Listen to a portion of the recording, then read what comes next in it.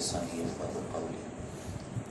اللہ کے گھر میں موجود علماء اہل سنت، مبلغین سنی دعوت اسلامی اور عوام اہل سنت، تمام پیارے بزرگوں، دوستوں، نوجوان ساتھیوں، پیارے بچوں، السلام علیکم ورحمۃ اللہ وبرکاتہ۔ نحمدہ ونصلی علی رسولہ الکریم، اما بعد فاعوذ باللہ من الشیطان الرجیم، بسم اللہ الرحمن الرحیم، فاذکرونی اذکرکم واشکروا لی ولا تکفرون، یا ایہا الذین آمنوا استعینوا بالصبر والصلاۃ ان اللہ مع الصابرین، ولا تقولوا لمن يقتل في سبيل الله اموات بل احياء ولكن لا تشعرون۔ وقال الله تبارك وتعالى في القرآن العظيم، يا أيها الذين آمنوا ادخلوا في السلم كافة ولا تتبعوا خطوات الشيطان إنه لكم عدو مبين۔ صدق الله العظيم وصدق رسوله النبي الكريم، ونحن على ذلك لمن الشاهدين والشاكرين والحمد لله رب العالمين۔ آئیے سب سے پہلے اپنے اور ساری کائنات کے مرکز عقیدت حضور تاجدار بطحا احمد مجتبی جناب محمد مصطفیٰ صلی اللہ تعالی علیہ وسلم کی مقدس بارگاہ میں یہ عقیدہ رکھتے ہوئے کہ دور و نزدیک کے سننے والے وہ کان کانے لالے کرامت پہ لاکھوں سبحان اللہ، ہم یہاں سے پکاریں وہاں وہ سنیں مصطفیٰ کی سماعت پہ لاکھوں سبحان اللہ۔ خشک شاخوں کو وہ تازہ گلاب دیتے ہیں، عہد پیری کو وہ پھر سے شباب دیتے ہیں، پڑھ لے درود غفلت نہ کر خدا کی قسم، تیرے سلام کا وہ اب بھی جواب دیتے ہیں۔ اس لیے کہ ہمارا عقیدہ یہ نہیں ہے معاذ اللہ رب العالمین جیسے غیروں نے لکھ دیا جو مر گئے تو ختم ہو گئے، ایسا نہیں، استغفر اللہ، ایسا تو سوچتے بھی نہیں ہم۔ اللہ کے نبی نے فرمایا کہ اللہ نے ان اللہ حرم علی الارض ان تأکل اجساد الانبیاء ونبی اللہ حی، یہ فرمایا حدیث پاک میں اللہ کے نبی نے کہ زمین پر حرام کر دیا گیا ہے نبیوں کے جسموں کو کھانا۔ نبی جو ہوتے ہیں وہ زندہ ہوتے ہیں، اللہ انہیں رزق بھی عطا فرماتا ہے۔ تو یہ عقیدہ رکھتے ہوئے کہ ہمارے نبی زندہ ہیں، بلکہ ہم نبی تو زندہ ہی، ہماری صبح زندہ ہے، ہماری شام زندہ ہے، ہمارے دل کی تختی پر نبی کا نام زندہ ہے۔ اس لیے محبت سے پڑھیے درود پاک پیارے آقا کی بارگاہ میں پڑھیے، اللہم صلی سیدنا مولانا محمد صلو علیہ الصلاۃ والسلام علیک یا رسول اللہ صلی اللہ علیہ وسلم۔ ماشاءاللہ مجھ سے قبل آپ حافظ و قاری مجاہد رضا صاحب سے نعت اور منقبت دونوں سماعت کر رہے تھے، بڑی خوشی ہوئی، اور ان سے قبل ہمارے مبلغ سنی دعوت اسلامی سرور بھائی بھی جو ہے آپ کے سامنے دین کی باتیں پیش کر رہے تھے، اور میں آپ کے سامنے اس سے پہلے بھی جو یہاں پر ائمہ حضرات ہیں، علماء، حافظ و قاری جمع ہیں، میں سب کا دل سے شکر ادا کرتا ہوں کہ وہ اس محفل میں آئے، اور عوام اہل سنت سے بھی التماس کرتا ہوں کہ یاد رکھو ہم سب آئے نہیں ہیں بلکہ بلائے گئے ہیں۔ ان محفلوں میں آنا یہ ہم سب کی خوش قسمتی ہے۔ ہم یہاں پر ذکر کر کے، ذکر حسین کر کے ان کا مرتبہ نہیں بڑھائیں گے، ان کا ذکر کر کے اپنے مرتبے میں چار چاند لگائیں گے۔ اور آج ماشاءاللہ جو بزرگ یہاں تشریف فرما ہیں، حضرت مرتضیٰ بادشاہ قادری رحمۃ اللہ تعالی علیہ، حضور غوث اعظم کی عالمی سے بتائے جاتے ہیں۔ میں یہ سمجھتا ہوں ابھی ہم جو کچھ بولیں گے سنیں گے، ان کا فیضان بھی اس میں شامل ہوگا۔ قرآن کریم کی آیات میں نے آپ کے سامنے پیش کی۔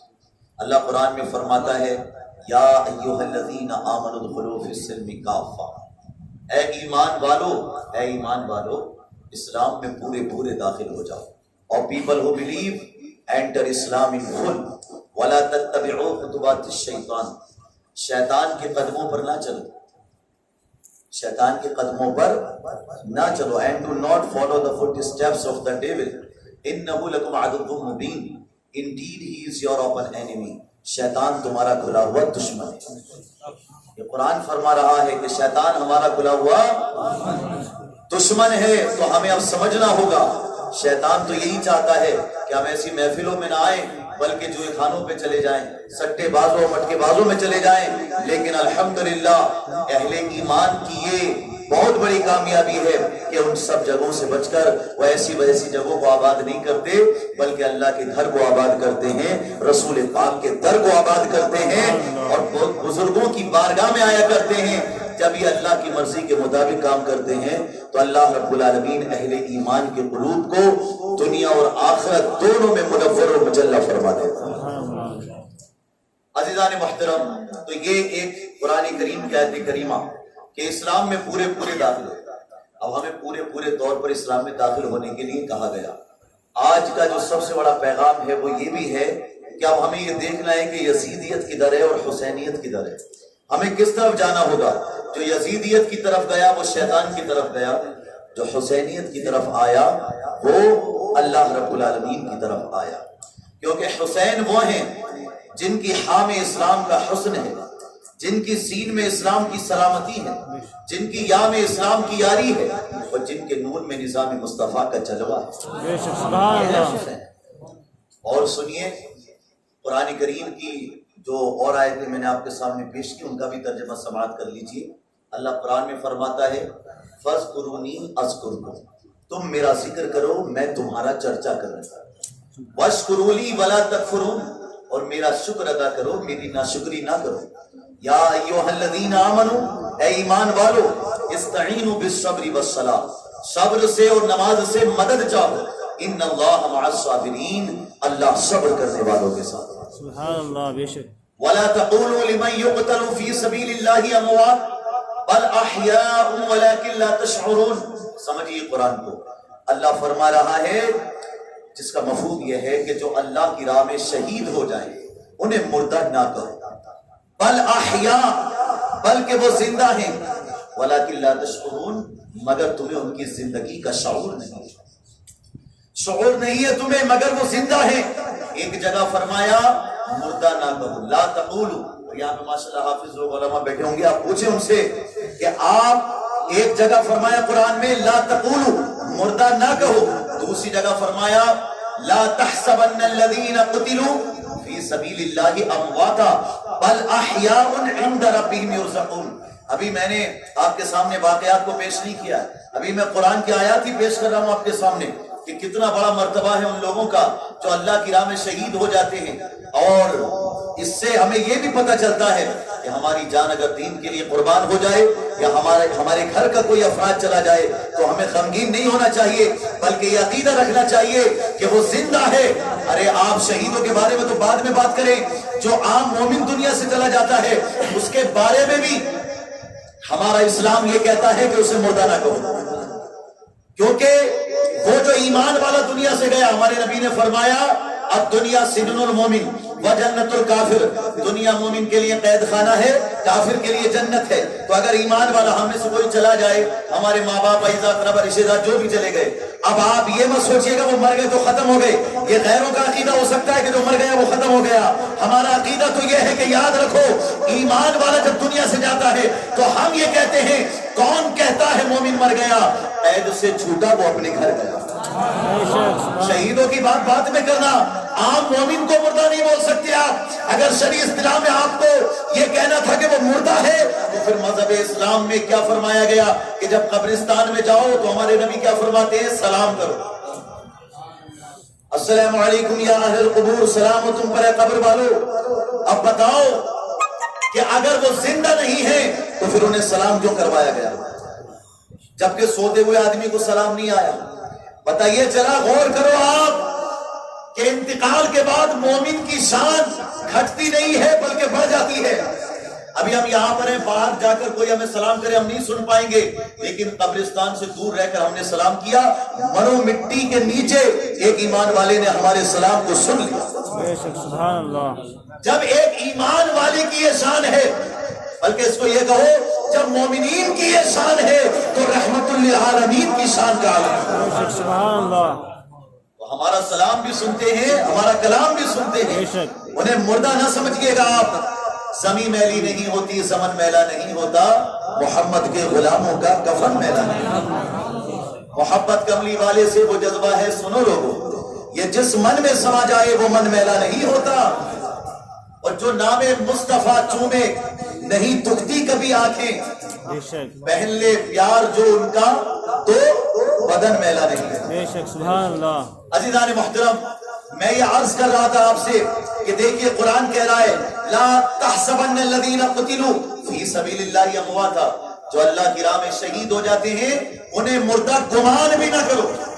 یعنی ایک جگہ فرمایا مردہ نہ کہو، دوسری جگہ فرمایا مردہ سوچو بھی مت. دنیا کے کسی بھی قانون میں سوچنا جرم نہیں ہے. آپ سوچیں، کسی بھی غلط بات کے بارے میں آپ سوچتے ہیں آپ کو پولیس پکڑ کے نہیں لے کے جائے گی. یا کوئی بھی انسان سوچے کہ میں چوری کروں گا، صرف سوچنے سے چوری ابھی کری نہیں ہے تو پولیس پکڑ کے لے کے نہیں جائے گی. لیکن اللہ اکبر، شہیدوں پر ہمارے ماں باپ قربان کہ مردہ کہا تو بھی کافر، مردہ سوچا تو بھی کافر. اور آج کی یہ محفل تمکور میں اس بات کی گواہی دے رہی ہے کہ ہم جو ذکر کر رہے ہیں وہ مردہ کا نہیں کر رہے ہیں بلکہ زندہ کا ذکر. بے شک سبحان اللہ. بڑے بڑے بادشاہ دنیا میں چلے گئے. درود پاک پڑھی اللہم صلی علی سیدنا و مولانا محمد مبارک وسلم. صلو علیہ الصلاۃ والسلام علیک یا رسول اللہ صلی اللہ تعالی علیہ وآلہ وسلم. تھوڑی سی پریشانی دیکھو، کربلا کے میدان میں انہوں نے خون بہا دیا.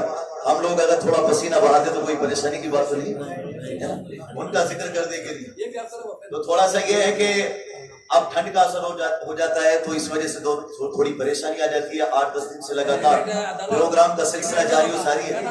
تو لہٰذا میری گزارش یہ ہے کہ آپ توجہ کے ساتھ میری بات کو سنیے، کیونکہ میں یہ سمجھ رہا ہوں وقت مختصر ہے، لیکن اس مختصر سے وقت میں انشاءاللہ 1 گھنٹے کے اندر اندر آپ زندگی بھر اس تقریر اور بیان کی جو محبت ہے وہ اپنے سینے میں محسوس کریں گے.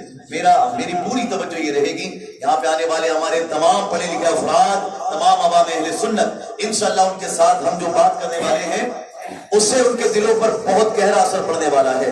لہذا درود پاک پڑھی اللہم صلی علی سیدنا و مولانا محمد مبارک وسلم. صلو علیہ الصلاۃ والسلام علیک یا رسول اللہ صلی اللہ تعالی علیہ وآلہ وسلم. لا تحسبن الذين قتلوا في سبيل الله امواتا بل احياء عند ربهم يرزقون. جو اللہ کی راہ میں شہید ہو جائیں انہیں مردہ سوچو بھی مت، بلکہ وہ زندہ ہیں، اللہ انہیں رزق بھی عطا فرماتا ہے. اپنے رحم و کرم سے، فضل و کرم سے انہیں رزق بھی ملتا ہے. لہٰذا آج ہم یہ دیکھ رہے ہیں کہ دیکھو یزید کے پاس بظاہر دولت، طاقت، حکومت، دنیا کی شہرت تھی، لیکن امام حسین رضی اللہ تعالیٰ عنہ کے پاس ایمان کی دولت تھی، پیارے آقا صلی اللہ علیہ وسلم کے دین کی دولت تھی. بلکہ آپ غور کرو، پیارے آقا کی ایسی محبت تھی کہ یزید 22,000 کا لشکر بھیجتا ہے امام حسین کو مٹانے کے لیے، لیکن دنیا نے دیکھ لیا کہ امام حسین نہیں مٹے، علی اکبر نہیں مٹے، علی اصغر نہیں مٹے. کربلا کا جو بھی جانثار ہے امام حسین کی جانب سے کربل کے میدان میں گیا، وہ مٹا نہیں، بلکہ یاد رکھو نہ یزید کا وہ ستم رہا، نہ وہ ظلم ابن زیاد کا، جو رہا تو نام حسین کا جسے زندہ رکھتی ہے کربلا. مٹانا چاہا اس نے، لیکن کربلا کے اس مسافر نے بتا دیا کہ جو جان مانگو تو جان دیں گے، جو مال مانگو تو مال دیں گے، مگر یہ ہم سے کبھی نہ ہوگا، نبی کا جاہ و جلال دیں گے، کبھی نہیں ہو سکے گا. عزیزان محترم آپ توجہ کیجئے اور اس طرف آئیے کہ بات کہاں سے شروع ہوتی ہے. حضرت امیر معاویہ رضی اللہ تعالیٰ عنہ کا انتقال ہو چکا ہے. یزید زبردستی تخت پر بیٹھ گیا. مسلمانوں نے، ایمان والوں نے اسے اپنا خلیفہ نہیں مانا تھا. اب جو بھی ظالم کرسی پر بیٹھتا ہے، تھوڑا واقعات کی طرف آ جائیے، حالانکہ واقعات آپ نے سنے ہیں لیکن میں پھر بھی تھوڑا ان کو اجاگر کر دوں. اصل چیز پیغام دینا ہے کہ ان کی شہادت سے ہمیں پیغام کیا ملتا ہے. یزید بیٹھا ہے تخت پر اور شراب پینے والا وہ، جوا کھیلنے والا وہ، بندروں کو اور یہ کتوں کو لڑانے والا وہ. معاذ اللہ رب العالمین. کچھ جگہوں پر تو کتابوں میں یہ بھی لکھا ہے کہ بہن بھائی کے رشتوں کو بھی حلال جاننے کی سازش، اور مطلب دین کی جو شکل تھی اس نے بالکل برباد کر کے رکھ دی تھی، اور پھر چاہتا تھا کہ امام اس کے ہاتھوں پہ بیعت کرے، امام اس کے ہاتھوں پر بیعت کرے. کیسا ہو سکتا ہے؟ نہیں ہو سکتا. عزیزان محترم، امام حسین رضی اللہ تعالیٰ عنہ کی بیعت لینا چاہتا تھا. مدینے میں اس نے پیغام بھجوایا اور کہا کہ جلد سے جلد حضرت عبداللہ ابن زبیر، حضرت عبداللہ ابن عمر اور حسین ابن علی، ان 3 لوگوں کی بیعت لے لو. کیونکہ اسے پتا تھا 3 لوگوں نے بیعت کر لی تو پھر سمجھ لو پورے مدینے والے، بلکہ جہاں کہیں بھی اہل ایمان ہے سب بیعت کر لیں گے. اگر حسین ابن علی نے بیعت کر لی پھر بات ختم ہو جائے گی، کوئی جو ہے حق کے لیے بولنے والا رہے گا ہی نہیں اور باطل کے خلاف آواز اٹھانے والا رہے گا ہی نہیں. اس کی پہلی چال یہ تھی. لیکن آپ غور کرو، میں مختصر کر دیتا ہوں واقعات کو. حضرت امام حسین رضی اللہ تعالیٰ عنہ نے تکلیفوں سے پریشان آ کر مدینہ چھوڑنے کا ارادہ کیا اور اپنے گھر والوں کو لے کے مکے کا سفر کیا. بہت تکلیف میں گزری وہ رات جس دن آپ کو چھوڑنا تھا مدینہ منورہ. پیارے آقا کے دربار میں حاضر، رو رو کر پیارے آقا کے دربار میں بھی حاضر ہوئے. حضرت فاطمہ الزہرا رضی اللہ تعالیٰ عنہ کے مزار مبارک پر بھی حاضری دی. لیکن قسمت کو جو منظور تھا، مکہ المکرمہ چلے گئے آپ، ادھر کوفیوں کے خط آ رہے ہیں، آپ آ جائیے. کسی کتاب میں آیا پہلے 12 خط آئے، پھر جو اس کے بعد میں 50 ہو گئی ان کی تعداد، اور پھر 150 خطوط آئے. بلکہ کسی کتاب میں تو اور بھی زیادہ ان باتوں کو بتایا گیا ہے کہ سینکڑوں کی تعداد میں خط آئے اور کہا اے حسین ہمارے سر پر کوئی امام نہیں ہے. نعمان بن بشیر نماز جمعہ پڑھاتے ہیں، ہم ان کے پیچھے نماز جمعہ نہیں پڑھتے، ہم کوئی بھی ان کی بات میں شامل نہیں ہوتے. آپ ادھر کوفہ تشریف لے آئیں، آپ کے ہاتھوں پہ ہم جو ہے بیعت کر کے یزید کے خلاف مورچہ کھول دیں گے. یہ ان لوگوں نے کہا. اب حضرت حسین رضی اللہ تعالیٰ عنہ نے، کیونکہ پہلے بھی وہ لوگ دھوکہ کر چکے تھے مولا علی کے ساتھ. مولا علی کو قتل کرنے والا، شہید کرنے والا کون ہے؟ کوئی کافر تھوڑی تھا. عبد الرحمن ابن ملجم، بظاہر نام کا مسلمان، عبد الرحمن نامی شخص نے مولا علی کو شہید کیا. مسجد میں آپ کی شہادت ہوئی. مگر یہ مولا علی کی عظمت و شان بھی ہے کہ پیدا کعبے میں ہوئے اور شہید مسجد میں ہوئے. فارسی کے ایک شاعر نے کہا تھا کثیرہ میسری شدی سعادت با کعبہ ولادت با مسجد شہادت. کسی ماں نے ایسا بچہ نہیں جنا جو پیدا کعبے میں ہوا ہو، شہید مسجد میں ہوا. سبحان اللہ. یہ مولا علی شیر خدا، خیبر شکن، شاہ زمن، آفتاب نبوت کی دلکش کرن، یہ ان کا جو ہے الحمدللہ مقام و مرتبہ ہے. پیدا ہوتے ہیں تو کعبے میں اور شہید ہوتے ہیں تو مسجد میں. تو یہ مولا علی شیر خدا کے ساتھ بھی بے وفائی کر چکے تھے کوفی لوگ. لیکن پھر بھی امام حسین رضی اللہ تعالیٰ عنہ کے پاس خط آئے کہ اگر آپ نہیں آئیں گے تو ہم قیامت میں آپ کے نانا جان سے آپ کی شکایت بھی کریں گے کہ ہم نے تو آپ کو بلایا تھا، آپ نہیں آئے تو قیامت کے دن ہم آپ کے نانا جان سے آپ کی شکایت کریں گے. جب اس قسم کی باتیں کی امام حسین رضی اللہ تعالیٰ عنہ سے، تو امام حسین رضی اللہ تعالیٰ عنہ نے ان کی آزمائش کے لیے حضرت امام مسلم رضی اللہ تعالیٰ عنہ کو بھیجا کہ پہلے آپ جائیے. حضرت امام مسلم رضی اللہ تعالیٰ عنہ اپنے 2 بچوں محمد اور ابراہیم کو لے کر جو ہے تشریف لے گئے کوفیوں کے پاس. پہلے ہی دن جب پہنچے تو 40,000 لوگوں نے، مسلمانوں نے آپ کے ہاتھ پر بیعت کر لیا. کتنے لوگوں نے؟ 40,000. دیکھیں میرا دل یہ چاہتا ہے کہ واقعات کو سب آپ کو، کیونکہ 8-10 دن سے میں ان واقعات کو بتا رہا تھا، مگر میں سمجھتا ہوں کہ آدھا پون گھنٹے میں ان واقعات کو بیان کرنا میرے لیے بھی بڑا مشکل ہے. پھر بھی کچھ باتیں ہو سکتا ہے کہ واقعات میں ابھی رہ جائیں، لیکن آگے موقع ملا تو انشاءاللہ ان کو بیان کر دیں گے. اصل چیز تو آپ کو یہاں سے پیغام لے کے اٹھنا ہے، کیونکہ واقعات کربلا یہ اتنے آسان نہیں ہے کہ 1 گھنٹے میں بیان کر دیے جائیں. ان کے لیے تو میں یہ سمجھتا ہوں پورا مہینہ بھی درکار ہے، اس میں بھی بیان نہیں ہو سکتے. کیونکہ یہاں پہ دیکھیے اہل بیت اطہار کی عظمت کا بیان کرنا بھی مقصود ہے. یاد رکھیں حسن حسین وہ ہستیاں ہیں، پیارے نبی چوما بھی کرتے تھے، سونگا بھی کرتے تھے. کیونکہ جب صحابہ نے پوچھا کہ وجہ کیا ہے تو پیارے نبی نے فرمایا حسن حسین سے مجھے جنت کی خوشبو آتی ہے. سبحان اللہ. یہ وہ افراد ہے.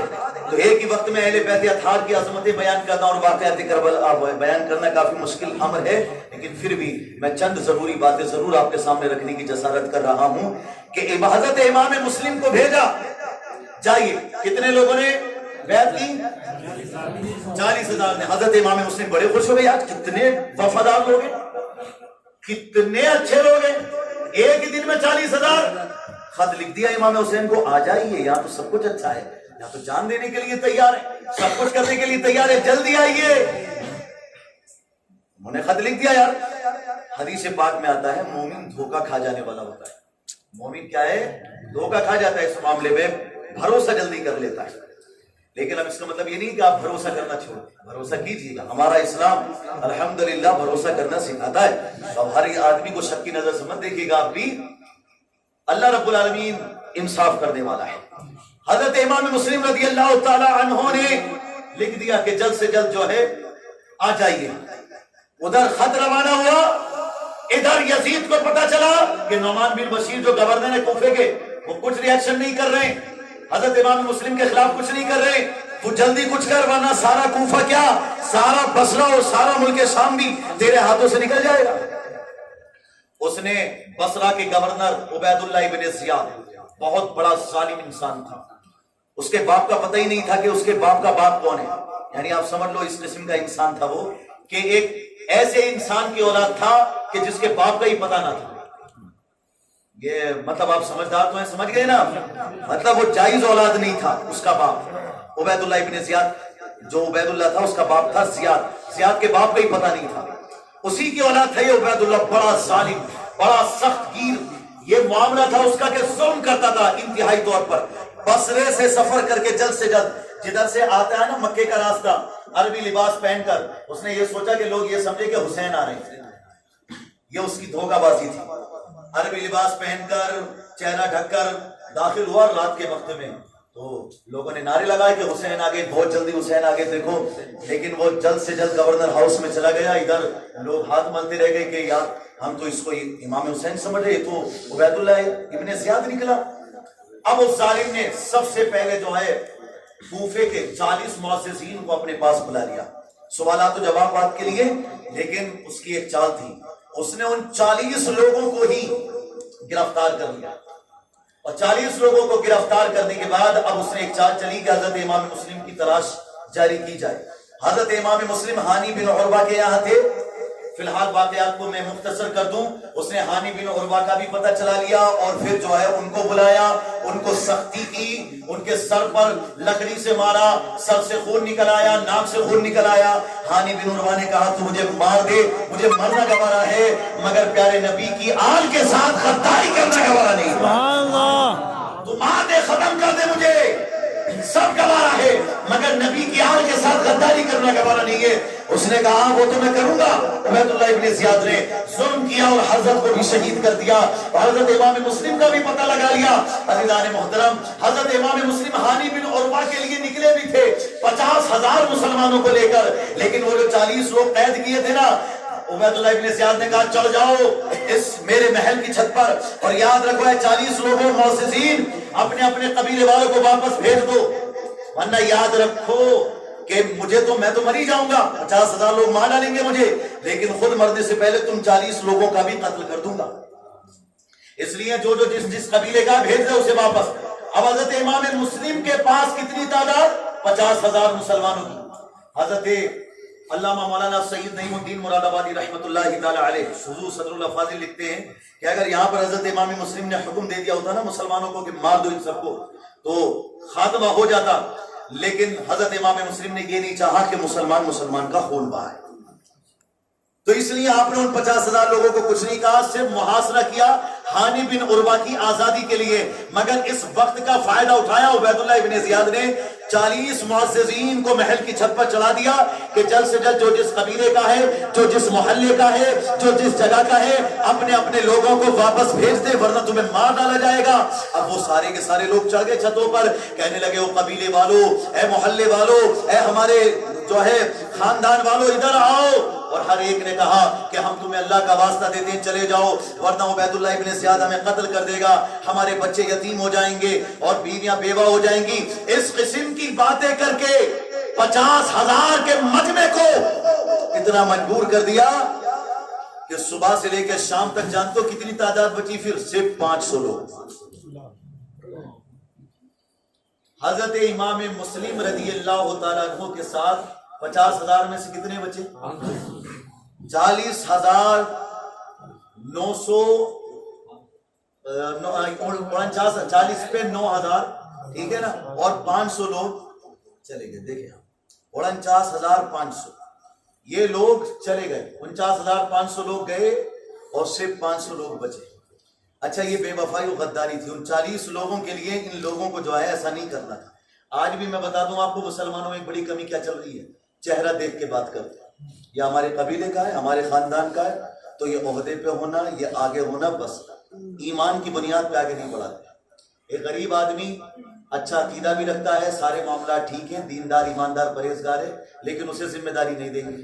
ایک امیر آدمی بھلے ہی جمعے میں بھی نہ آئے لیکن لوگ اس کو آگے بڑھاتے ہیں.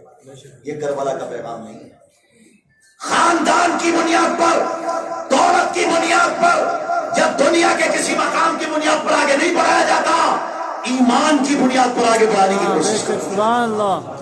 کس کے اندر دینداری زیادہ ہے, ایمانداری زیادہ ہے, دین کے ساتھ وفاداری کون کر سکتا ہے, اس کو جو ہے آگے بڑھاؤ. حضرت عمر فاروق اعظم سمجھاتے تھے اور کہتے تھے, جب جہاد کے لیے جاتے تو 44 ملکوں کے بادشاہ حضرت عمر فاروق اعظم, اور کہتے تھے اے مسلمانوں مجھے تمہارے بھوکے رہنے سے ڈر نہیں ہے, تمہارے مالدار بننے سے مجھے خطرہ ہے. تم جب تک بھوکے رہو گے یا غریب رہو گے اسلام غالب رہے گا, لیکن جب تم دنیا دار اور مالدار بن جاؤ گے تو پھر دنیا تم پر غالب ہو جائے گی. تو لہٰذا دنیا داری کو اتنا دیکھ کر کے آپ کسی کی ایمانداری اور دینداری کو نہ دیکھیں, یہ صحیح نہیں ہے. حضرت امام مسلم رضی اللہ تعالیٰ عنہ کا ساتھ چھوڑنے والے کتنے لوگ, 49,500, 40 پہ 9,500 لوگ چلے گئے. اور تاریخ میں تو لکھا, پوچھو ان حافظوں سے, علماء سے, کتابیں پڑھ کے بتائیں گے آپ کو. یہ کوئی ایسا نہیں ہے کہ ہم کوئی آپ کو بغیر کسی تحقیق کے بات کر رہے ہیں. کتاب پڑھ کے دیکھو, مغرب کی نماز کے لیے ہمارے امام مسلم کھڑے ہوئے, 500 لوگ پیچھے تھے, اللہ اکبر کے نیت باندھی, اور جب امام مسلم نے سلام پھیرا تو ایک بھی مسلمان پیچھے باقی نہیں تھا. کتنا بڑا دھوکہ کیا ہے ان کے ساتھ. دیکھیے اتنی بڑی غداری, اتنا بڑا دھوکہ اور اتنی بڑی بے وفائی کہ جب آئے تھے تو 40,000 لوگ اور 50,000 لوگ ساتھ تھے, اور ابھی ایک بھی نہیں ہے. حضرت امام مسلم کو پیاس لگی, مسجد سے باہر نکلے تو دیکھا کہ کہیں پہ جا کے کسی کے یہاں سے پانی لے لے تو سب کے دروازے بند, کسی کا دروازہ کھلا نہیں. ایک توعا نام کی ایک خاتون تھی, ان کا دروازہ, وہ اپنے بیٹے بلال کا انتظار کر رہی تھی, ان کا دروازہ کھلا تھا. حضرت امام مسلم نے ان سے پانی مانگا, انہوں نے پانی دیا. وہ پوچھا بیٹے تم کون ہو, تو انہوں نے بتایا کہ میں امام مسلم ہوں. اللہ اکبر. وہ کہنے لگی نبی کے خاندان والے ہو, تمہارا یہ حال کہ جن کوفہ والوں نے تمہیں اتنی عزت سے بلایا, آج تمہیں پانی دینے والا کوئی نہیں. تو نامی عورت نے ان لوگوں پر لعنت بھیجی کہ یہ بلانے والے کیسے بے وفا نکلے. اور عزیزان محترم, پھر جب اس عورت کا بھی بیٹا آیا, اس نے حضرت امام مسلم کی خبر اس ظالم کو دے دی, عبید اللہ ابن زیاد کو, اور امام مسلم کو بلا کر اس ظالم نے شہید کر دیا, عبید اللہ ابن زیاد نے. بلکہ آپ پر جھوٹے الزام بھی لگا, اس نے بڑی تفصیل ہے اس کی, اور کہا کہ میں تمہیں ایسی موت ماروں گا کہ آج تک کسی نے کسی کو نہیں دی ہوگی. اور ظالم نے چھت کے اوپر چڑھا کر, حضرت امام مسلم نے اس سے کہا بھی کہ مجھے معلوم ہے کہ تو وہی ہے جو دین میں ایسی بدعتیں رائج کرے گا جو آج تک کسی نے نہیں کی ہوں گی. اللہ اکبر. اس ظالم نے حکم دیا کہ محل کی چھت پہ لے جاؤ, گردن کاٹو, جسم کو زمین پہ پھینک دو. استغفر اللہ ربی من کل ذنب واتوب الیہ. دیکھیے آپ خاندان نبوت کے ساتھ یہ کیا ماحول ہوا. اس کے بعد عزیزان محترم, ادھر امام حسین رضی اللہ تعالی عنہ کا قافلہ نکل چکا ہے. حضرت حر رضی اللہ تعالیٰ عنہ نے راستے میں ان کے قافلے کو بھی روک لیا اور کہا, کربلا کا جو میدان تھا وہاں پر روک لیا, اور حضرت حر نے کہا کہ امام مجھے حکم ملا عبید اللہ ابن زیاد کی طرف سے کہ آپ کو جو ہے یہاں سے آگے بڑھنے نہ دوں. حضرت امام حسین رضی اللہ تعالیٰ عنہ تھے اسی مقام پر ٹھہر گئے. لیکن جب 22,000 کا لشکر عمرو ابن سعد لے کر کے آیا اور اس نے کہا اے حسین یا تو بیعت کر لو یا پھر مرنے کے لیے تیار ہو جاؤ, شہید ہونے کے لیے تیار ہو جاؤ. حضرت حر نے جب یہ دیکھا کہ ارے میں تو یہ سوچ رہا تھا کہ صرف بیعت لیں گے یا پھر قید وغیرہ کر کے یوں ہی چھوڑ دیں گے, لیکن یہ تو امام حسین اور نبی کے گھرانوں کو مارنے کے لیے 22,000 کا لشکر لے کر آیا. تو حضرت حر نے پھر عمرو ابن سعد سے کہا کہ وہ ظالم, تم نبی کے گھرانے والوں کو مارو گے, لہذا اب تک تو میں تمہاری طرف تھا, یزید کی طرف تھا, لیکن اب میں ادھر نہیں رہوں گا, اب میں حسین کی جانب جاؤں گا. 22,000 کا لشکر جرار چھوڑ کر امام حسین رضی اللہ تعالیٰ عنہ کی جانب حضرت حر آئے. حضرت حر رضی اللہ تعالیٰ عنہ آئے اور امام حسین کے قدموں میں گر گئے. کہا علی مقام میں گناہگار ہوں آپ کا، میں نے آپ کے سامنے یہ جرأت کی کہ آپ کو یہی روک لیا، لیکن مجھے یہ معلوم نہیں تھا کہ یزید آپ کی جان لینا چاہتا. اور اب میں جان گیا ہوں سچائی پر کون ہے اور برائی پر کون ہے، حق پر کون ہے اور ناحق پر کون ہے، اور سچا کون ہے اور جھوٹا کون ہے، حق کیا ہے باطل کیا ہے. لہذا میں یزید کا ساتھ چھوڑ رہا ہوں اور آپ کے دامن کرم میں آنا چاہتا ہوں. حضرت حر رضی اللہ تعالیٰ عنہ نے یہ بات امام حسین کے سامنے رکھی. امام حسین رضی اللہ تعالیٰ عنہ سے پہلے وہ یہ بھی کہتے ہیں کہ کیا میرے گناہ کی معافی ہو سکتی ہے؟ حضرت حر جب یہ عرض کرتے ہیں تو امام حسین نے کہا ہاں کیوں نہیں، اللہ رب العالمین تمہیں معاف فرمائے. کہا اے امام اب میں ایسے معافی نہیں چاہوں گا، اب دیکھیے میں جانتا ہوں کہ یہ ظالم لوگ آپ کو شہید کرنے ادھر آئے ہیں، لیکن میرے دل میں ایک تمنا ہے اور وہ تمنا یہ ہے کہ اب کربلا کے میدان میں آپ نہیں جائیں گے، حضرت علی اکبر نہیں جائیں گے، حضرت علی اصغر یا حضرت قاسم یا حضرت عباس علمبردار وہ بعد میں شہید ہوں گے. اب میں آپ پر سچے دل سے تائب ہو کر جو ہے آپ کے ہاتھوں پر جو میں نے یہ عزم کیا ہے، وعدہ کیا ہے، تو اب کربلا کے میدان میں ان یزیدیوں سے لڑنے کے لیے آپ کا خاندان پہلے نہیں جائے گا، پہلے ہی آپ کا غلام جائے گا. سبحان اللہ. پیارے آقا نے، پیارے امام حسین نے فرمایا اے حر، حر کا معنی ہوتا ہے آزاد، حر کا معنی آزاد. فرمایا اے حر تمہاری ماں نے تمہارا نام حر رکھا یعنی آزاد.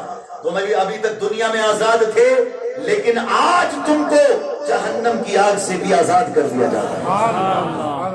تمہاری اس محبت پر، اس وفاداری پر، اس دینداری پر تمہیں جہنم کی آگ سے بھی آزاد کر دیا گیا. حضرت حر رضی اللہ تعالیٰ عنہ امام حسین کی جانب سے گئے، یزیدیوں کو للکارا. عمرو ابن سعد جب دیکھتا ہے یہ منظر تو حیران ہو گیا، کہنے لگا حر کدھر چلے؟ 22,000 کے لشکر سے مقابلہ کرو گے؟ ارے مارے جاؤ گے، شہید ہو جاؤ گے.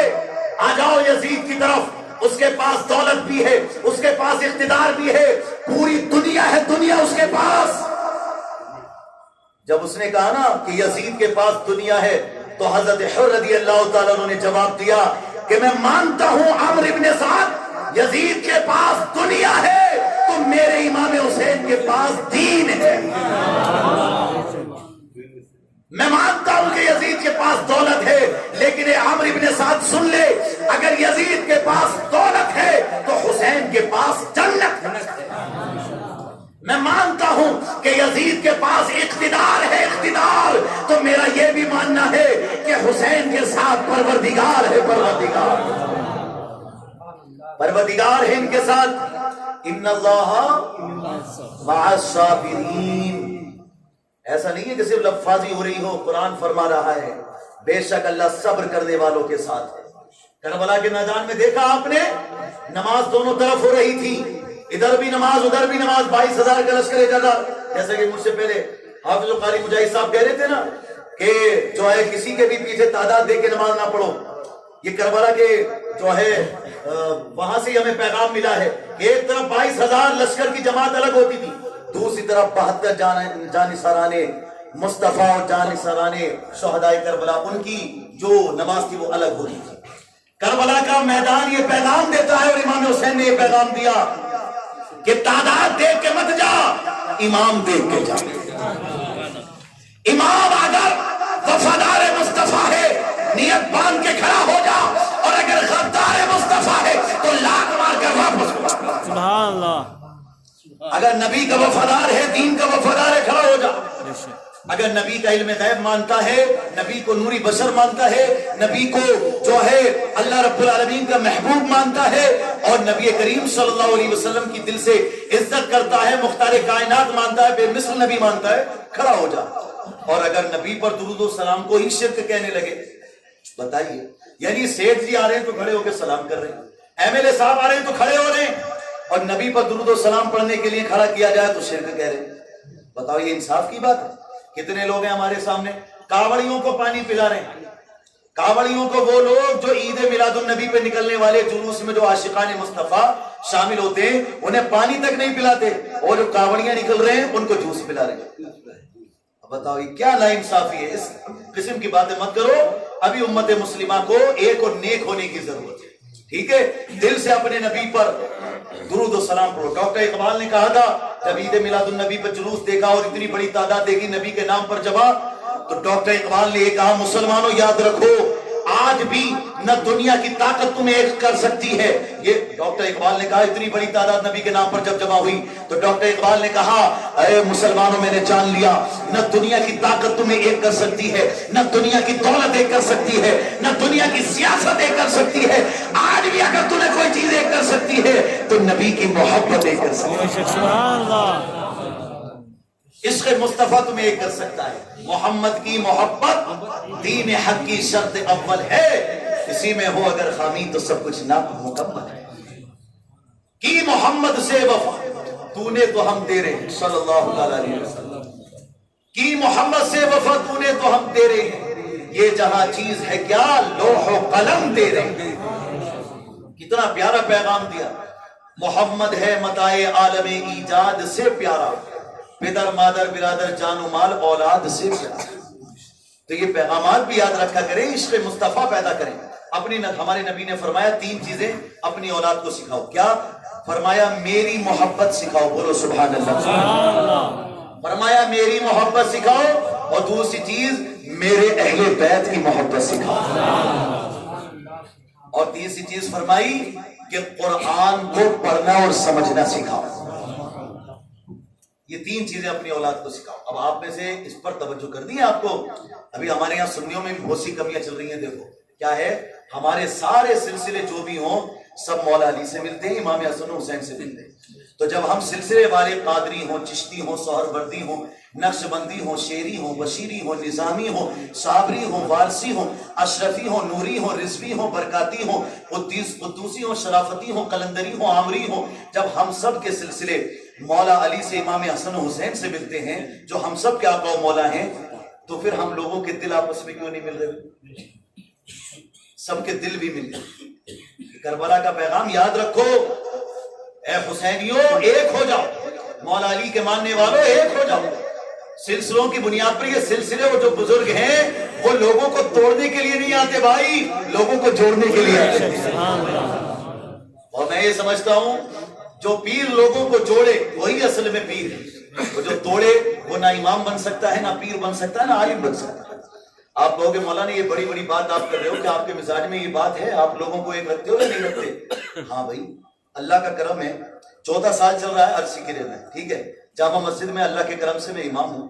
وہاں جا کے آپ پوچھئے جتنے بھی سلسلے والے ہیں الحمدللہ سب کے ساتھ ہمارا وہ کارنامہ اور وہ محبت ہے کہ ہر سلسلے والا اپنے پاس بلانا ہمارے لیے وہ ان کے لیے بھی عزت کا سبب سمجھتا ہے، اور ہمارے لیے بھی وہ عزت کا باعث ہوتا ہے. اور ہم یہ سمجھتے ہیں کہ یہ جو ہمیں بلا رہا ہے وہ ہماری سچائی اور جو ہمارے اندر سارے ایمان والوں کو ایک کرنے کا جذبہ ہے، الحمدللہ اس بات کی بنیاد پر وہ ہمیں بلا رہا ہے. ہم نے کبھی بھی سلسلوں کی بنیاد پر لوگوں کو توڑنے کی کوشش نہیں کی.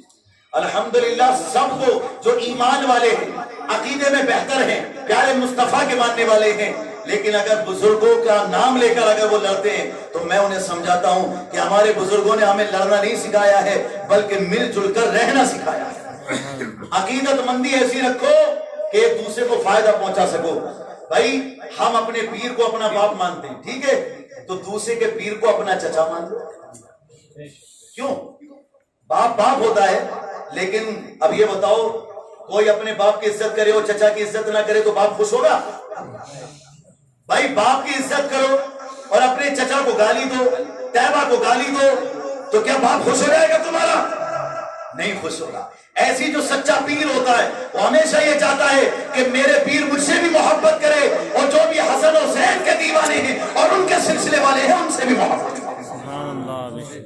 یہی ماشاءاللہ رب العالمین پیغام دیا گیا. ساری جو نہریں نکلی ہیں وہ مولا علی شیر خدا حیدر کرار کرم اللہ تعالی وجہہ الکریم انہی کے دربار سے نکلی ہے. اور یہ پیغام جو آج دیا جا رہا ہے وہ اسی لیے دیا جا رہا ہے.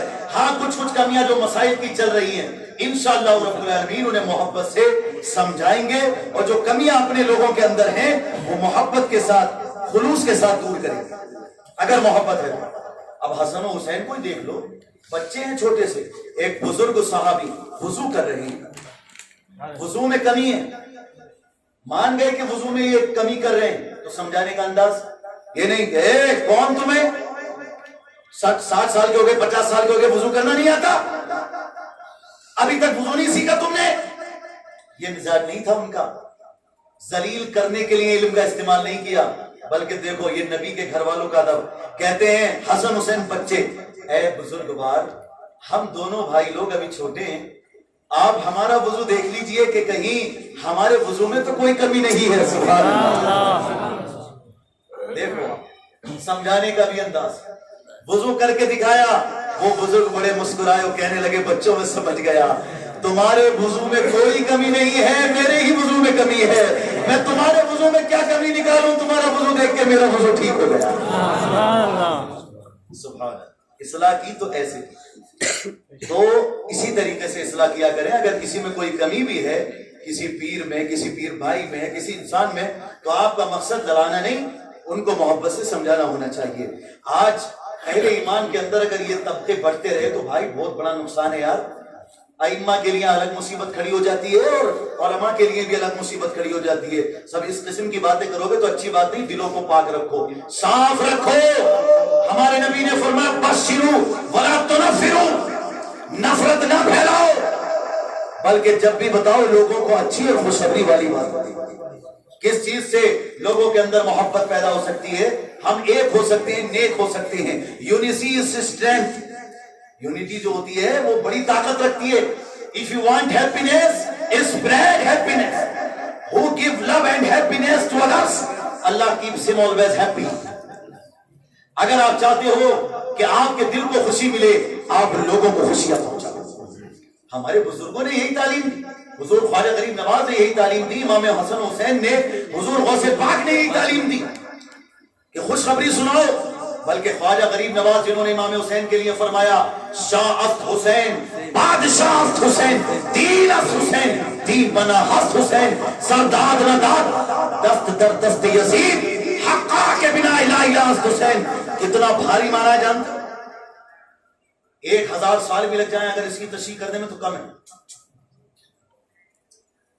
شاہ افت حسین، حسین بادشاہ ہیں، بادشاہ افت حسین۔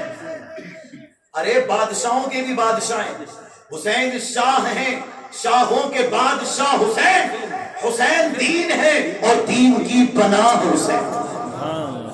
وہ سر دیے نہ دیے ہاتھ میں یزید کے ہاتھ، قسم خدا کی ہے بنیاد لا الہ حسین۔ کتنا بھاری پیغام۔ وہ ہمارے خواجہ غریب نواز بھی فرماتے ہیں ایمان والو 3 چیزیں پیدا کرو، سورج کے جیسے شفقت۔ سورج نکلا تو یہ نہیں دیکھا غریب کے اوپر نکلنا، امیر کے اوپر نکلنا، اس کے اوپر پوری دنیا کو روشن کر دیا نا۔ ایسی تمہارا مزاج ہونا چاہیے، کوئی بھی تمہارے قریب آ جائے تو نبی کا غلام بن جائے، حسین کا غلام بن جائے، اولیاء اکرام کا چاہنے والا بن جائے۔ ایسی روشنی اپنے اندر پیدا کرو، شفقت، محبت ایسی پیدا کرو جیسے سورج کرتا ہے، دریا کے جیسی سخاوت، کتنا بھی نکال لو ختم ہی نہیں ہوتا۔ ایسی تم بھی، تمہارے پاس بھی کوئی مدد کے لیے آئے، ایسی مدد کرو کہ اس کے دل میں تمہاری محبت و دین کی محبت پیدا ہو۔ اور زمین کے جیسی عاجزی، زمین کتنی ضروری ہے، ہٹ جائے تو سب ختم ابھی 1 منٹ میں، لیکن ہمارے قدموں میں بچھی ہوئی ہے۔ اس کو آپ مارتے ہو، گریزتے ہو، کچھ بھی کرتے ہو، کبھی بھی غصے میں آ کر پھٹتی نہیں، بلکہ آپ کے قدموں کے نیچے بچھی رہتی ہے۔ آپ اسی سے کھانا مطلب اناج اگاتے ہو، دال دانے جو بھی ہے، اناج ہے، روٹی چاول جو بھی، عزیزان محترم یہ جو بھی رزق پیدا ہو رہا ہے زمین سے ہو رہا ہے، لیکن ہمارے قدموں کے نیچے۔ اسی طریقے سے آپ کتنا بھی کسی کو فائدہ پہنچا دو، احسان مت جتاؤ۔ میں پوری حضرت فاطمہ مولا علی کی یہ شان بیان کر سکتا ہوں کہ مگر وقت اجازت نہیں دے رہا، ہوں ایک پیغام دے کر کے بس جانا ہے کہ انہوں نے احسان نہیں جتایا۔ 3 روزے رکھے انہوں نے ایسے جس میں کہ انہوں نے افطاری بھی نہیں کی۔ پہلے دن سائل آیا، اس کو دے دیا، ہے نا انما نطعمکم لوجہ اللہ لا نرید منکم جزاء ولا شکورا، کہ جب ایک یتیم آیا اس کو بھی دے دیا افطار کا کھانا، دوسرے دن قیدی آیا اس کو بھی، اور پھر اس طریقے سے جو ہے اسیر کو بھی، یتیم کو بھی اور فقیر کو بھی یہ جو انہوں نے کھانا دیا، تینوں دن افطار نہیں کیا. اس کے بعد بدلے میں انہوں نے کیا کہا جانتے ہو؟ قرآن وہ کہہ رہا ہے انما نطعمکم لوجہ اللہ لا نرید منکم جزاء ولا شکورا، کہ جو ہم نے تمہیں دیا ہے نہ ہم اس سے تم پر کوئی احسان کر رہے ہیں اور نہ یہ چاہتے ہیں کہ تم ہمارا شکر ادا کرو، بلکہ ہم جو بھی کر رہے ہیں اللہ کی رضا کے لیے کر رہے ہیں. وَيُطْعِمُونَ الطَّعَامَ عَلَى حُبِّهِ مِسْكِينًا وَيَتِيمًا وَأَسِيرًا. اتنی عظمت والی بات ہے کہ اگر کوئی عام کتاب ہوتی تو مٹا دی جاتی، لیکن یہ قرآن ہے، قرآن رب کا فرمان ہے. یہ آج مولوی صاحب، عالم صاحب، مفتی صاحب منبر پر بیٹھ کر وہ پڑھتے ہیں، نمازوں میں پڑھتے ہیں ان کے واقعات کو. غور کرو کتنی عظمت والے یہ لوگ ہیں کہ ایک تو یہ بات ہوتی ہے کہ آپ کی تعریف میں کروں تو بھی بہت اچھی بات ہے، ارے جن کی تعریف خدا کرے ان کا عالم کیا ہوگا. نعرے تکبیر، نعرے رسالت، حسین کا دامن. اللہ اکبر. دیکھ رہے ہو تو یہ عالم ہے ان کا. یتیم کو، اسیر کو، قیدی کو جو بھی کھانا کھلاتے ہیں وہ اس کا احسان نہیں جتاتے. تو یہ بھی ہمارے اندر، اپنے اندر بھی پیدا ہونا. اور یہ کربلا کے جو میدان سے پیغام ملا ہوئی. آج تو بھائی بھائی کا دشمن بنا پھرتا ہے. کربلا کے میدان میں کتنی سختیاں ہوئی. حضرت حر شہید ہو گئے. اس کے بعد حضرت وہاب بن عبداللہ کلبی 17 دن شادی کو، ماں بیوہ، شوہر کا بچپن میں انتقال ہو گیا تھا، بیٹا جب چھوٹا تھا تبھی انتقال ہو گیا. ماں نے بڑی آس سے اپنے ایک بیٹے کو پالا. جب اسے 17 دن ہوئے تھے شادی کو، پتہ چلا نا امام حسین کربلا کے میدان میں پہنچ چکے ہیں، تو اپنے بیٹے کے پاس آ کے کہتی ہیں میرے بیٹے دیکھ، میں نے تجھے بڑی مشکلوں مصیبتوں سے پالا، تو ہی میرا ایک آسرا ہے، بڑھاپے کا سہارا ہے، لیکن آج کربلا کے میدان میں ہمارے پیارے نبی کا نواسا جا چکا ہے. میں تجھ سے یہ کہنا چاہتی ہوں کہ جو مانگوں وہ دے گا. بیٹے نے کہا ماں تم پر تو میری جان بھی قربان، تم نے اتنی قربانی دے کے مجھے پالا، میری شادی کی اتنی محبتوں سے، بتائیے آپ کا حکم کیا. ماں نے کہا میرے بیٹے میں تجھ سے صرف اتنا چاہتی ہوں کہ کربلا کے میدان میں جا، یزیدیوں سے مقابلہ کر، حسین کا ساتھ دے، شہید ہو جانا، مگر یوں ہی واپس لوٹ کے مت آنا. امام حسین کے نام پہ قربان ہو جا. میں قربان کرنے کے لیے تیار ہوں، اور مجھے اس بات کی خوشی ہوگی کہ قیامت کے دن میں شہید کی ماں کہلاؤں گی. اللہ اکبر. بیٹے نے کہا ماں میری شادی کو 17 دن ہوئے ہیں، میں آپ کی بات مانتا ہوں، ضرور میں انشاءاللہ جاؤں گا، مگر بیوی کا بھی مجھ پہ حق ہے، اگر آپ اجازت دو تو اس سے پوچھ لوں. تو ماں نے کہا کہ بیٹے عورتیں ناقص العقل ہوتی ہیں، کم عقل ہوتی ہیں، ان کے اندر اتنی عقل نہیں ہوتی. کیا پتا تیرا دامن تھام لے، رونے لگے، اس کے آنسو کہیں تجھے روک نہ لے. اللہ اکبر. بیٹے نے کہا ماں تم نے اجازت دے دی کافی ہے، لیکن بس میں ایک تھوڑا سا اسے پوچھنا چاہتا ہوں، اگر نہ دے گی اجازت تب بھی میں جاؤں گا. لیکن اللہ اکبر، وہ جب بیوی کے پاس گئے نا تو بیوی بھی کتنی بہترین اور کتنی ایماندار اور تقویٰ شعار تھی. کہنے لگی ہے میرے شوہر نامدار، آپ اپنے نبی کے نواسے کے لیے قربان ہونا چاہتے ہو، میں کیسے روک سکتی ہوں، جائیے. مجھے بھی اس بات کی خوشی ہے کہ میں قیامت کے دن شہید کی بیوی کہلاؤں. مگر آپ سے ایک گزارش ہے کہ آپ جب جائیے گا اور شہید ہو جائیں تو جنت میں میرے بغیر تشریف نہ لے جائیں. میں بھی آپ کے ساتھ جاؤں گی جنت میں.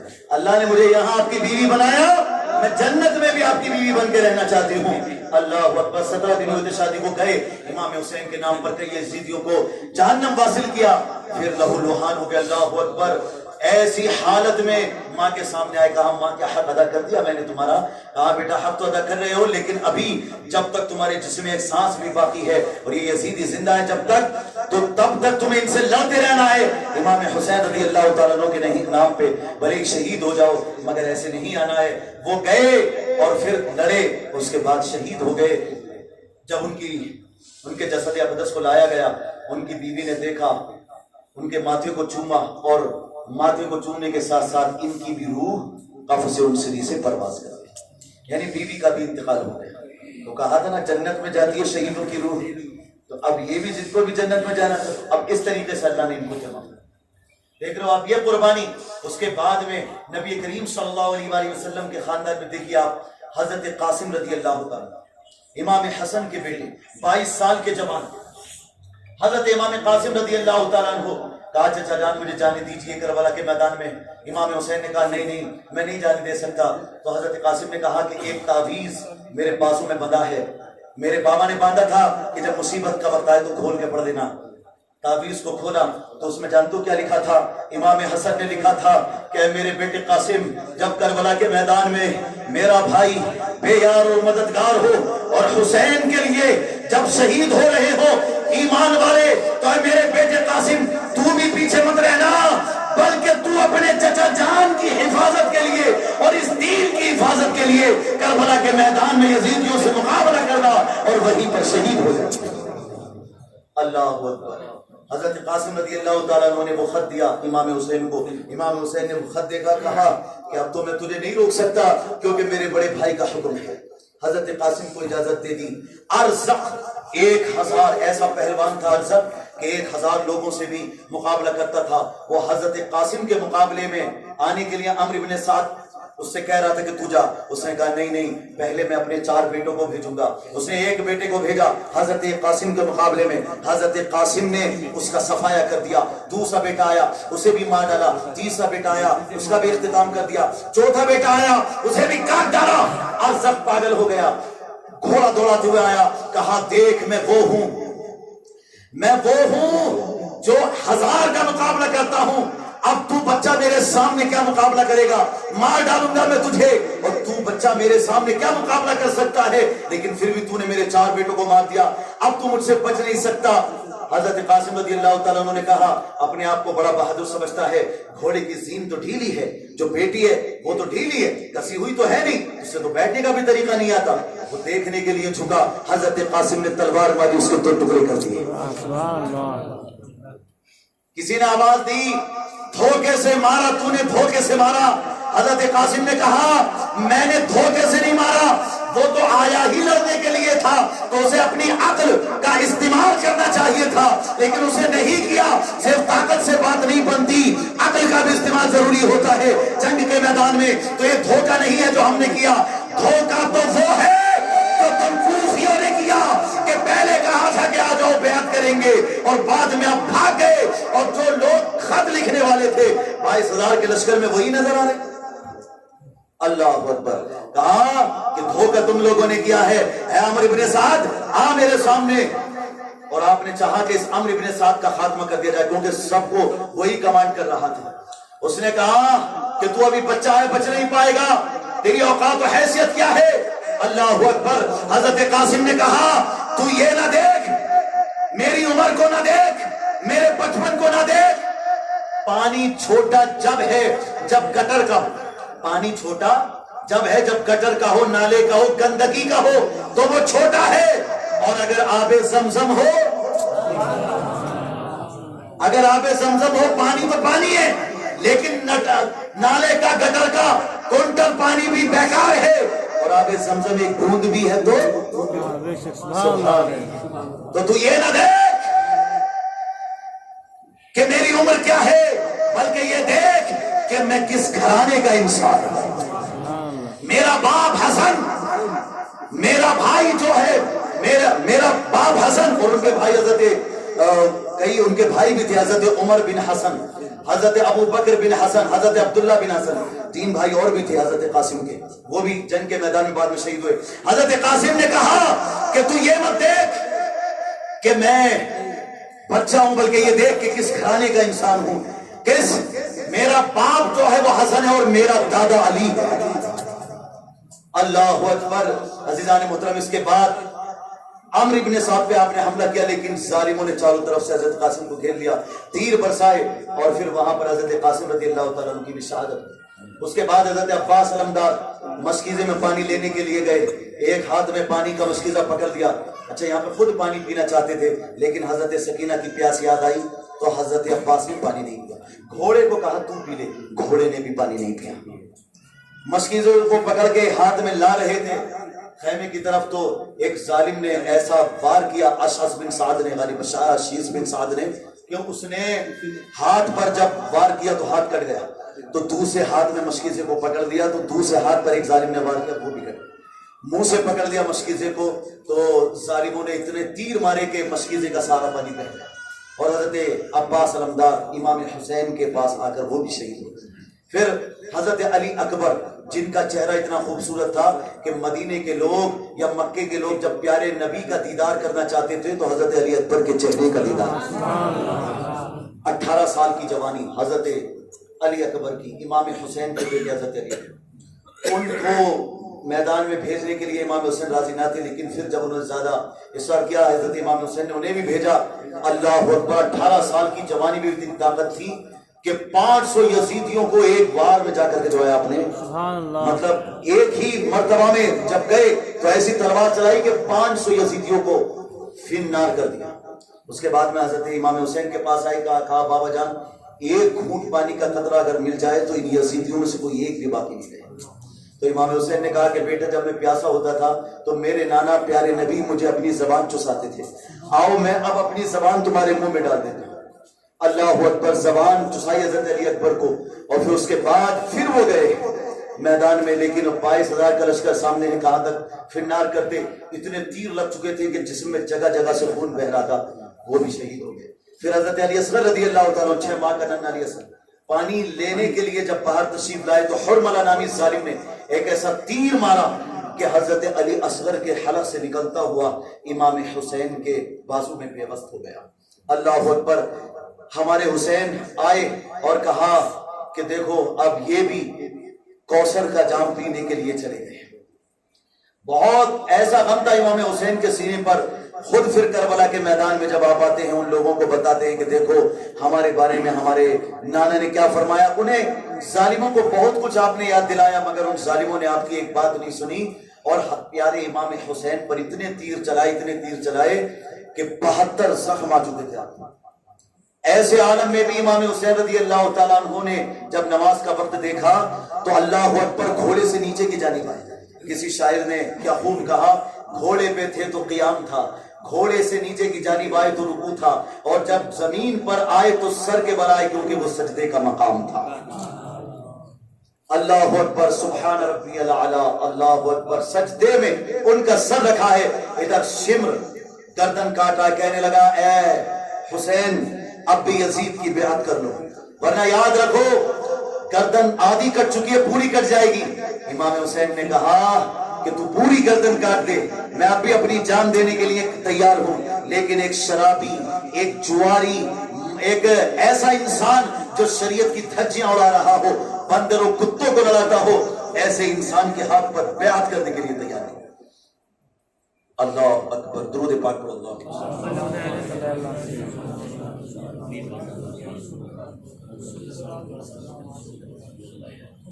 امام حسین رضی اللہ تعالیٰ عنہ کے گردن کو وہ کاٹتا رہا. امام حسین رضی اللہ تعالیٰ عنہ نے کہا نہیں میں یزید کے ہاتھ پر بیعت نہیں کر سکتا. اس پر شمر نے کہا ابھی عشق کا پیمان ٹھنڈا نہیں ہوا، محبت کی آگ ٹھنڈی نہیں ہوئی، آدھی گردن کٹ چکی ہے، اب بھی یزید کی بیعت کر لو، جان بچ سکتی ہے. امام حسین نے جو اس وقت جواب دیا نا، ایک شاعر نے بڑے اچھے الفاظ میں اس کو کہا کہ امام حسین کا کہنا تھا شاخ تمنا ہری ہے جلی تو نہیں. سبحان اللہ. شاخ تمنا ہری ہے جلی تو نہیں، عشق کی آگ ہے دل میں ابھی بجھی تو نہیں. اللہ کے عشق کی آگ، دین کے عشق کی آگ، رسول اللہ کے عشق کی آگ. آج بھی لوگ محبت کرتے ہیں دنیا دار سے، یا دنیا دار ایسی چیزوں سے جو کچھ کام کی نہیں آتی. میں تو کہتا ہوں دنیا دار سے نہیں، اپنے پروردگار سے اور دونوں عالم کے مالک و مختار سے محبت کرو. لندن اور پیرس کے سپنے چھوڑ دو، بس مدینے سے ہی رشتہ جوڑ دو. اس نے کہا کہ کیا عشق کا پیمان ٹھنڈا نہیں ہوا، محبت کی آگ ٹھنڈی نہیں ہوئی. امام حسین نے کہا شاخ تمنا ہری ہے جلی تو نہیں، عشق کی آگ ہے دل میں ابھی بجھی تو نہیں. جفا کی تیغ سے گردن وفا سیاروں کی کٹی تو ہے سر میدان مگر جھکی تو نہیں. میدان میں ہماری گردنیں کٹی ضرور ہے مگر جھکی نہیں ہے. اللہ اکبر. عزیزان محترم، یہ عالم تھا وہ بولے کہ شیوا ہے مشہور ہمارا، سر دینا عبادت میں ہے دستور ہمارا. عبادت میں انہوں نے اپنا سر دیا اور ظالموں نے ان کے سر کو معاذ اللہ تن سے جدا کر دیا.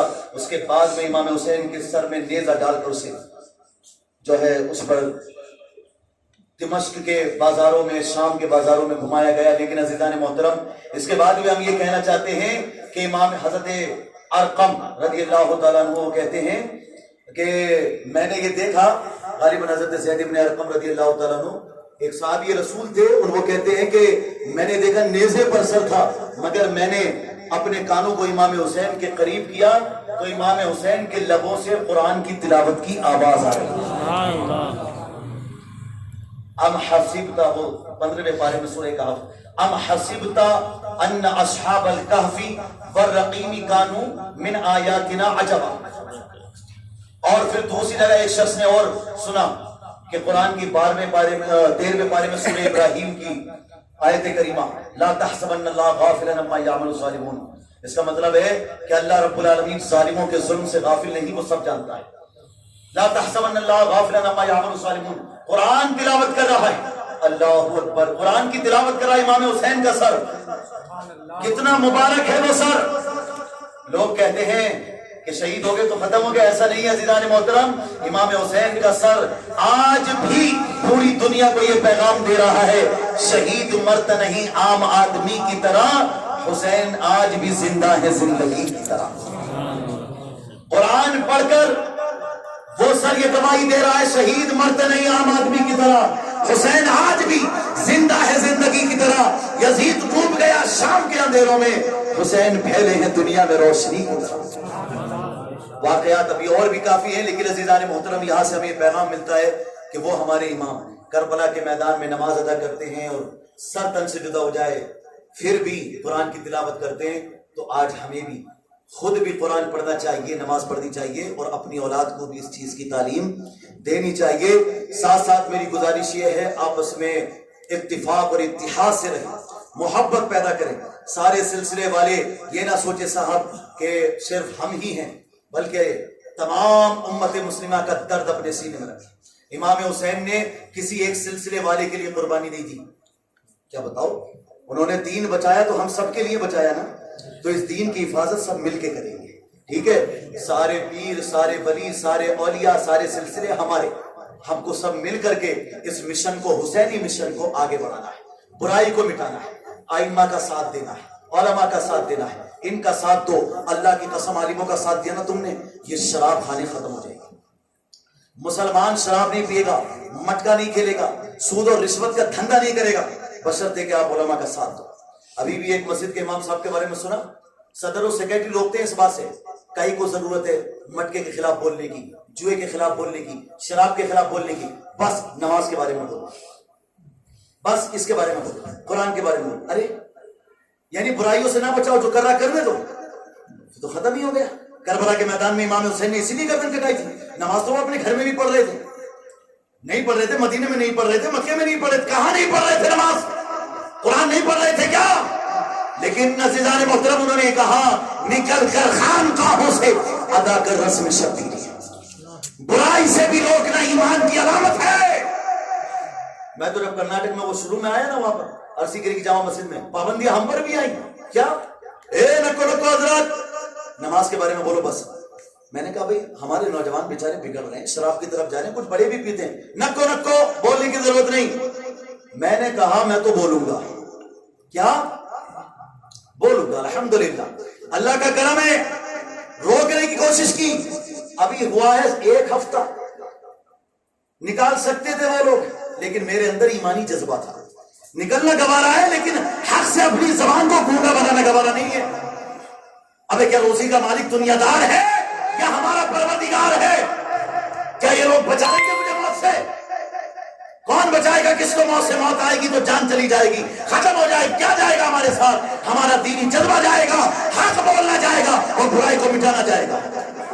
ان لوگوں کے مجھ میں جا کر کے بولتا ہوں میں، جو مٹکے کا وہ ہے نا، سرور بھائی پوچھو، وہ وہیں کے رہنے والے عرسی گرے کے، انہی لوگوں کے درمیان جا کر اگر کوئی غلط دھندا کرتا ہوں وہی دعا کرتا ہوں یا اللہ مٹکے سے بچا دے، شراب سے بچا دے، جوئے سے بچا دے. انہی لوگوں کے درمیان جا کر پرواہ نہیں ہے چاہے ایم ایل اے بھی ان کے ساتھ ہو، کونسلرز بھی ان کے ساتھ ہو. عزیزان محترم ہمیں اس بات کی پرواہ نہیں، ہمیں پرواہ حسینی مشن کی ہے. رزق دینے والا پروردگار ہے، دنیا دار نہیں ہے. یہ تو مر گئے، ختم ہو گئے اور ختم ہو جائیں گے، لیکن جو ہمارا دین ہے کوئی کل باقی رہے گا، ناچمن رہ جائے گا، پر رسول اللہ کا دین حسن رہ جائے گا. سبحان اللہ. ہم سفیر و باد میں ہیں، کوئی دن کے چہچہے بلبلے ہو جائیں گے، سونا چمن رہ جائے گا، اطلسوں کے مخاب کی پوشاک پر نازانہ ہو، اس طرح بے جان پر خاکی کفن رہ جائے گا۔ بولا میں شراب کے خلاف، مٹکے کے خلاف، سود کے خلاف، رشوت کے خلاف بولا۔ آج اللہ کا کرم ہے، جو انسان شراب پی کے نالیوں میں پڑا رہتا تھا، آج اللہ کے کرم سے وہ تہجد کی نماز مسجد میں آ کے ادا کر رہا ہے۔ وہ نہیں بول رہا ہوں، پوچھ لو، وہ بھی ہمارے، کیا نام ہے آپ کا؟ سفیر احمد صاحب، ان سے پوچھو، سرور بھائی سے پوچھو، یہ جانتے ہیں فیروز نامی ہمارے ایسے جو ہے ایمانی بھائی کو، جو کہ زندگی کا اکثر حصہ شراب میں گزار چکے تھے، لیکن آج مسجد میں ہم سے پہلے پہنچ جاتے ہیں وہ۔ تو فی الحال میں نے جرت کا مظاہرہ کیا، تو اللہ کے کرم سے میں یہاں تک ہوں بھائی، جب تک اللہ چاہتا ہے، جسے جہاں چاہتا ہے دین کا کام لیتا ہے، تو ہمیں صرف اللہ رب العالمین کو راضی کرنے کی کوشش کرنی ہے۔ آپ کے لیے پیغام یہ کہ اگر امام صاحب کچھ اچھا بولے تو ان کا ساتھ دینا چاہیے، نظر جھکا کے چلے نہیں جانا چاہیے۔ یہ نظر بچا کر جانے والے حسینی نہیں ہوتے، تو پھر سمجھ لو کیا ہوتے؟ نظر بچا کے گئے تھے وہ 50,000 مغرب کی نماز میں، وہ تمہیں نہیں بننا ہے۔ مغرب کی نماز میں 500 بھی غائب، اس سے پہلے 49,500 غائب، وہ تمہیں نہیں بننا ہے، تمہیں وہ بننا ہے کہ حضرت وہب بن عبداللہ کلبی 17 دن شادی کو ہوئے، لیکن جنگ کے میدان میں جا کے یہ پیغام دیتے ہیں کہ ہم ختم بھی ہو جائیں یا ہمارا وجود مٹا بھی دیا جائے، لیکن ہم دین کے کام کو پیچھے نہیں آنے دیں گے اور برائی کے خلاف جنگ کرتے رہیں گے۔ اور پھر وہ ختم کب ہوئے، وہ مٹے کب؟ آج ہماری زبانوں پہ ان کا تذکرہ ہے۔ تو آپ کو بھی اچھی بات کا ساتھ دینا، اپنے امام کا ساتھ دینا۔ حضرت حر نے ایک نماز پڑھی، جان دے دی امام حسین کے نام پر۔ آپ کتنی نمازیں پڑھ لیں امام صاحب کے پاس، تو کیا اچھی بات کا ساتھ نہیں دے سکتے؟ انشاءاللہ تو جہاں بھی کوئی اچھی بات ہو ساتھ دو، اچھائی کا ساتھ دو، سلسلے والے سب امام حسین کے ماننے والے سب ایک ہو جاؤ، نیک ہو جاؤ، اور یہ باتیں اپنے دوسرے بھائیوں تک بھی پہنچاؤ۔ اللہ رب العالمین ہمیں ان باتوں پر عمل کی توفیق عطا فرمائے۔ باخدا بان الحمدللہ رب العالمین۔ السلام علیکم۔